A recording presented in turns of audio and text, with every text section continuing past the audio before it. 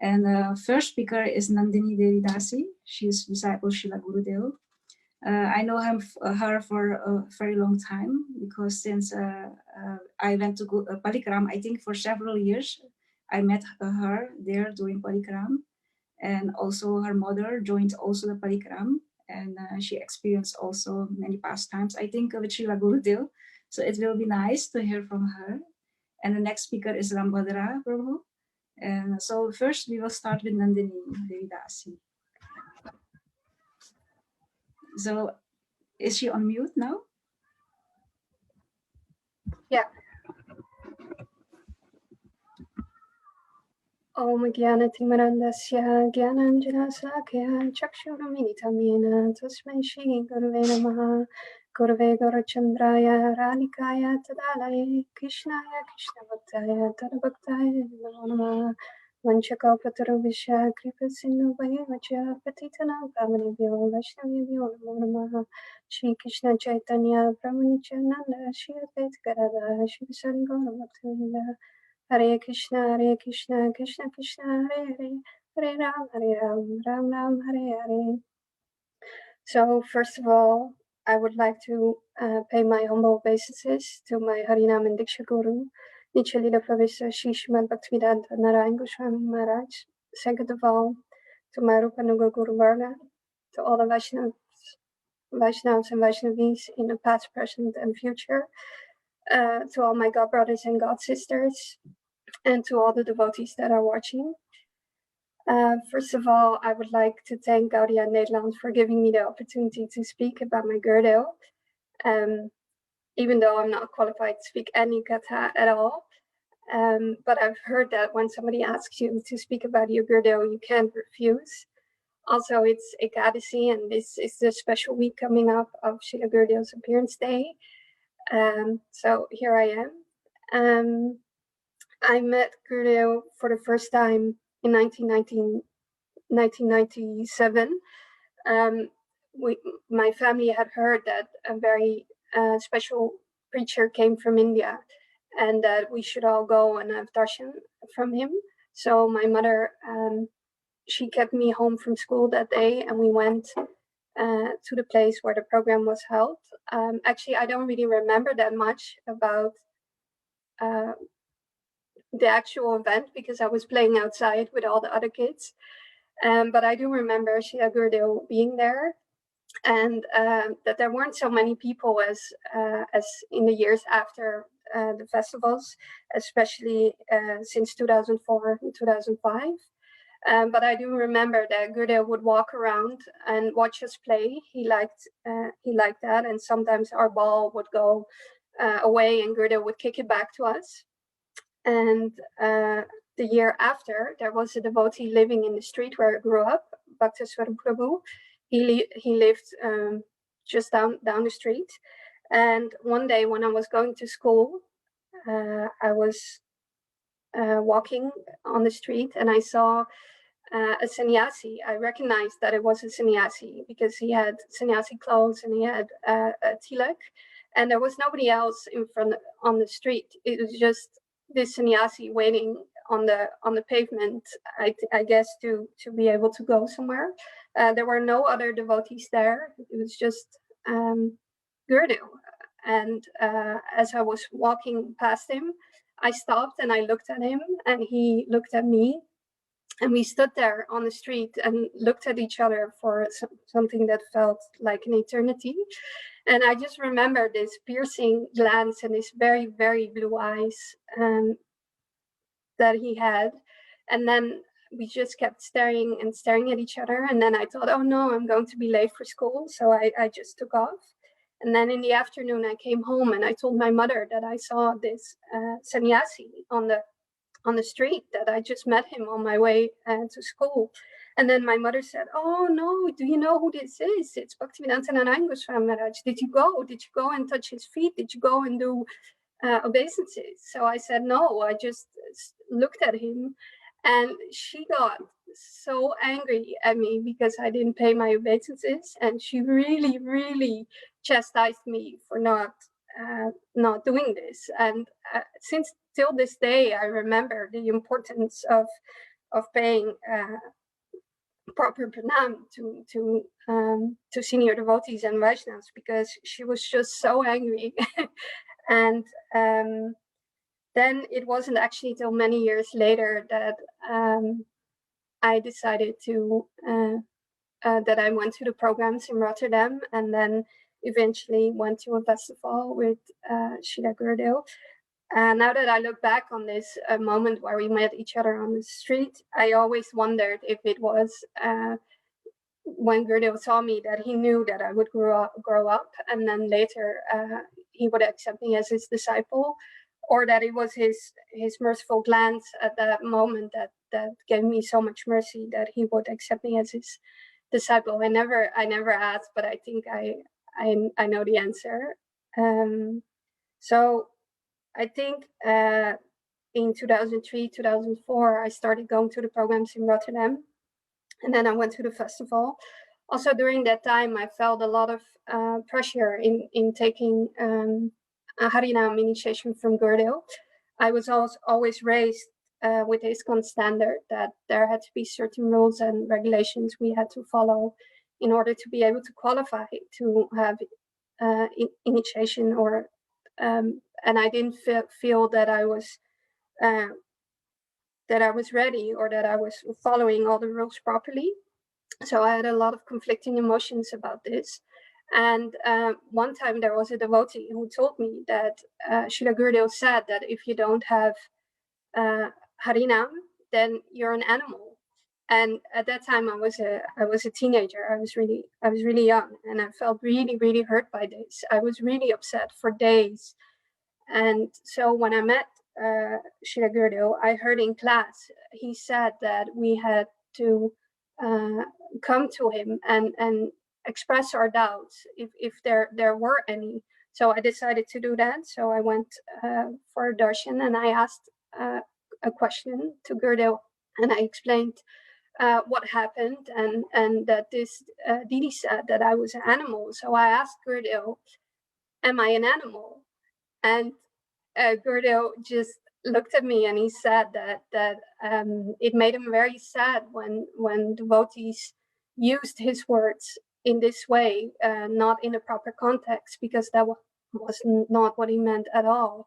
He said, only if you follow the 4 principles, only then you are not an animal. And then he looked at me, smiled very sweetly, and said, but I know you follow all 4 principles, so therefore you are not. And then so I felt really relieved that I wasn't. And then I explained that how I felt this pressure of taking Harinam, and that I didn't feel ready. So Gurudeva said, he asked me, when will you ever be ready in this life? And then he started explaining the differences between internal and external initiation. And he explained that internal initiation was the most important part of initiation, and that he knew that that in my heart I had already accepted him as my Gurudeva, and when I was ready, I could come to him and he would give me external initiation and take me to the lotus feet of Srila Prabhupada. And that was so incredibly sweet, because all the pressure that I felt, it just went. And especially the last part that he said that he would bring me to the lotus feet of Srila Prabhupada. So yes, I was really a Srila Prabhupada groupie back then also, because that's how we were taught always. So that was just extremely sweet. And it took actually quite a while until I really actually decided to take Harinam and Diksha. But I realize now that I thought that I had any say in this, but it was absolute illusion, because I thought I was the controller, but I was not. And one time there, Gurudeva was doing morning walks, and the crows couldn't go, so we would wait in front of his house, and when Gurudeva would come back, we would stand there and sing for him. So when he came back, he stopped in front of me and said, where's your kantimala? But my jacket was zipped up all the way here, so you couldn't see it. And I said, oh, it's here, Gurudeva. And he said, no, your Kantimala, it's not right. You shouldn't wear it like this. You should wear it like me, because I had this Kantimala with silver beads and just some other things. And he clearly said that he would like me to wear it just the way he has it. So Brajana Prabhu went in the house and got me a new Kantimala, and I changed it there. And everyone was just so amazed by this, that Gurudeva could know what kind of Kantimala I was wearing while my jacket was zipped up until here. And I especially was really shocked, because I thought that Gurudeva had some sort of X-ray vision or laser eyes, that he could just see through the clothes. It was just like in the comics. It was just really, really amazing. And then everyone was just talking about this. And then so that was actually the first thing that he gave me after this. And then one time during Parkrama, my mala got stolen while I took a bath in Radhakund and Shamkund. And I was really sad. I looked everywhere for it. I couldn't find it. I was really upset for days, and I was just crying because I was so attached apparently to this mala. And then one devotee said, oh, you should go to Gurudeva and ask him for a new japa mala. And but then another devotee said, no, you shouldn't go to Gurudeva, because when Gurudeva hears that you lost your japa mala, he will be very angry. He gets very angry when this happens. So I didn't know what to do. And one time after class, Gurudeva was walking to his room, and I was standing there, and I was still crying and upset that I lost my japa mala. So Gurudeva asked Bhajana Prabhu why I was crying, and Bhajana Prabhu asked me, and I told him that my mala got stolen. And then Bhajana Prabhu told this to Gurudeva, and Gurudeva said, "Oh, that's I'll give you a new one."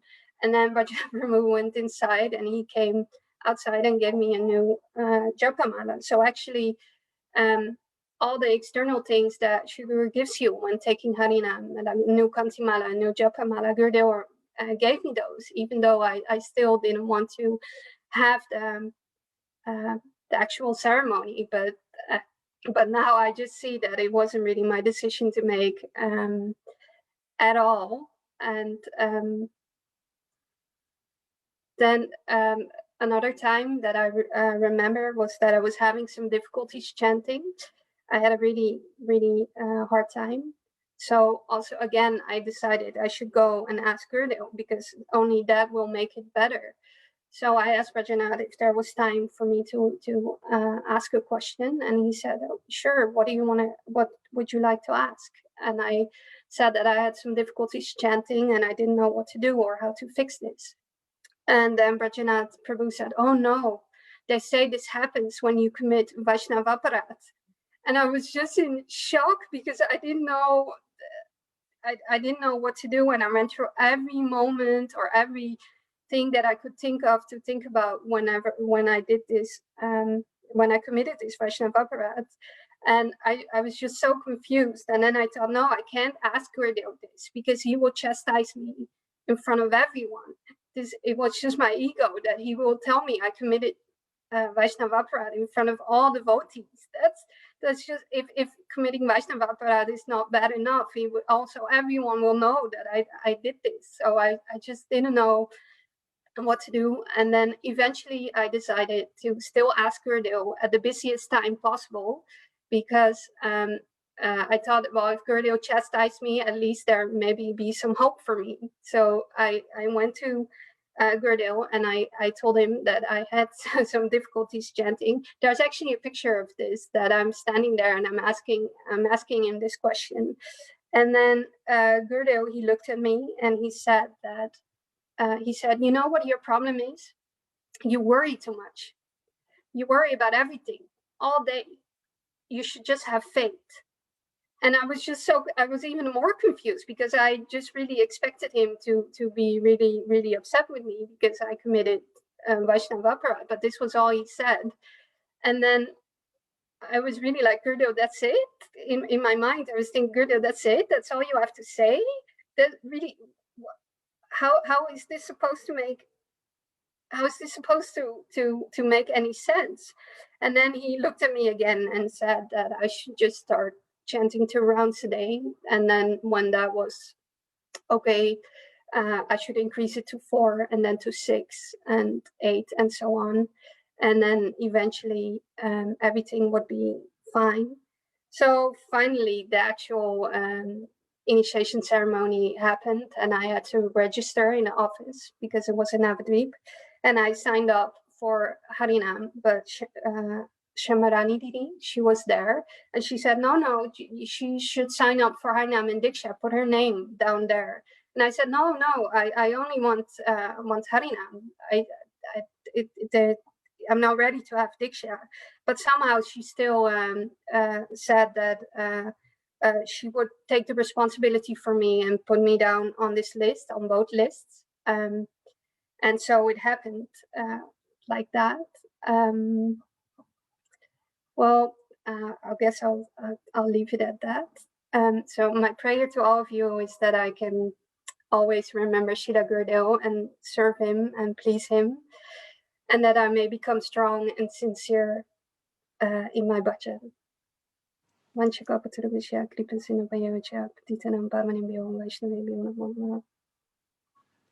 Krishna, thank you so much for your wonderful pastime with Srila Guru explaining, sharing with us. So nice to hear this all. When I'm hearing this, I'm also remembering my pastime, what I experienced, especially about the County Mala. I experienced also something with Srila Gurudev. And also one time, first time when I went to Vrindavan, then also my mala, a monkey took away. So I experienced also a chastisement for Srila Gurudev. So I'm remembering all these things. So nice to hear all these things. So thank you so much.